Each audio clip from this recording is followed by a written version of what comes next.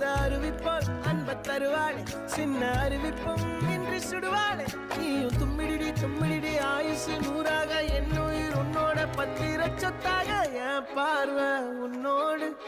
உன் பொம்மை கண்ணோடு பேசாமல் விண்ணோடு